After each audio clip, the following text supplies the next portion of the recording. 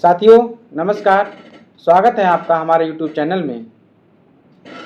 आज हम चर्चा करेंगे सीने या छाती में होने वाले दर्द के बारे में। जब भी हमारे सीने में या छाती में दर्द होता है तो हम लोग बहुत बेचैन हो जाते हैं, परेशान हो जाते हैं और डर जाते हैं और मरीज़ को लेकर जिसको भी दर्द हो रहा है एकदम भागने लगते हैं कि हमें लगता है कि ऐसा तो नहीं कि उसको हार्ट अटैक हो गया हो। तो आइए जानते हैं कि हर कोई दर्द जो सीने में होता है वो हार्ट अटैक की वजह से या हार्ट की वजह से ही नहीं होता, उसके कुछ और भी कारण होते हैं। जैसे इसके लिए हमें पता होना चाहिए कि हमारे सीने में कौन कौन से अंग और अंग होते हैं जिनकी वजह से दर्द हो सकता है। सीने में सबसे बड़ा अंग होता है फेफड़े, उसके बाद होता है लीवर, पैंक्रियाज और खाने की नली भी छाती से होकर ही निकलती है। मुख्यतः कारण जो देखा गया है कि ज़्यादातर पाचन तंत्र के कारण ही या जो खाने की नली निकलती है उसमें भी कुछ न कुछ गड़बड़ी होने की वजह से ही सीने में दर्द महसूस होता है।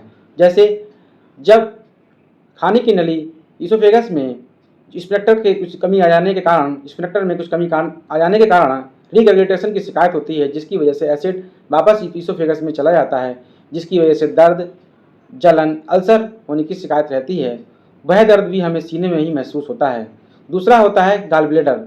गॉल ब्लैडर लीवर से चिपका रहता है, कभी कभी इसमें पथरी हो जाती है जिसकी वजह से दर्द होता है और उसका रिफर्ड पेन जो होता है हमें अपने सीने में महसूस होता है।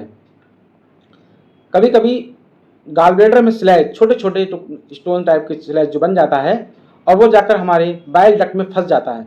बाइल डक्ट में फंसने के कारण भी हमें दर्द महसूस होता है, वो भी सीने में ही महसूस होता है। सडन स्ट्रेस भी इसका एक मुख्य कारण है। मतलब कभी हमारे रिश्तेदार या बहुत करीबी की या कोई ऐसा समाचार जो हमें सदमा दे देता है, उसकी वजह से भी हमें सीने में दर्द महसूस होता है। तो हमें उसकी वजह से भी हमें सीने में दर्द होता है। उसका कारण हमारे दिमाग से कार्टिकोल नामक हार्मोन सिक्रीट होता है, जिसकी वजह से हमारा बीपी बढ़ जाता है और हमें सीने में दर्द की शिकायत होने लगती है, जिससे कि बीपी बढ़ता है और सीने में बहुत भारीपन और दर्द महसूस होने लगता है। अब आते हैं रेयर कारण पर, क्योंकि अभी जो हमने चर्चा की थी ज़्यादातर कॉमन काज थे जो ज़्यादातर हमें जीआईटी की वजह से ही होते हैं। जितना भी देखने को मिला है ज़्यादातर इसी की वजह से होता है। रेयर काजेज होते हैं पल्मोनरी एम्बोलिज्म, जिसमें फेफड़ों में खून की नलियों में कभी कभी थक्का जम जाता है, जिसकी वजह से खून का मार्ग अवरुद्ध हो जाता है और उससे भी सीने में हमें दर्द होने लगता है। पल्मोनरी नीमोथोरैक्स। पल्मोनरी नीमोथोरैक्स क्या होता है? एक तरफ का फेफड़ा सिकुड़ जाता है और उसमें जो जगह बचती है उसमें हवा भर जाती है, तो सीने में बहुत सारा भारीपन और दर्द महसूस होता है। कभी कभी सांस लेने में भी बहुत दिक्कत होती है। दूसरा निमोनिया, वायरल या बैक्टीरियल निमोनिया, जिसमें फेफड़ों में इन्फेक्शन हो जाता है, उसकी वजह से भी हमें सीने में दर्द महसूस होता है। पेरिकार्डियाटिस भी इसका एक कारण है, जिसकी वजह से हमें सीने में दर्द होता है। पेरिकार्डियाटिस क्या है? दिल के चारों तरफ जो झिल्ली होती है, जो घेरा बना हुआ होता है, उसमें कभी कभी इन्फेक्शन हो जाता है, जिसकी वजह से भी हमें सीने में दर्द महसूस होता है। ये पल्मोनरी काज और जो हमने आपको भी चर्चा की है रेयर काम कभी कभी रेयर ही होते हैं, लेकिन इसको भी इग्नोर नहीं किया जा सकता है। ये लगभग सभी काज फेफड़े और दिल के मिलते होने के कारण आम आदमी ये जान नहीं सकता ये दिल के वजह से हो रहा है या फेफड़ों की वजह से हो रहा है या हमारे पेट की वजह से हो रहा है। फिर भी ध्यान देने की ज़रूरत है। अगर हम थोड़ा भी ध्यान देंगे तो हम कुछ ना कुछ डिफ्रेंशिएट कर सकते हैं।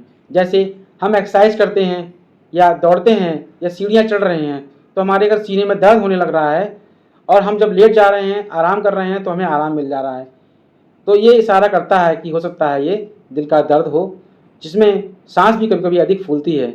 अभी मैंने चर्चा की थी कि नीमोथोरैक्स में भी सांस फूलती है, इसीलिए आसानी से हम डिफ्रेंशिएट नहीं कर पाते या पता नहीं लगा सकते कि ये हमारे दिल का दर्द है कि ये नॉर्मल किसी और कारण वजह से हो रहा है।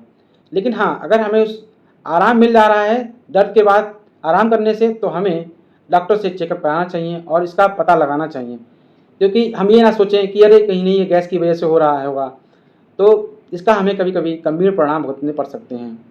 तो जानकार रहें, सतर्क रहें और नई नई जानकारी से जानने के लिए हमारे चैनल को लाइक करें, सब्सक्राइब करें और हमसे जुड़े रहें।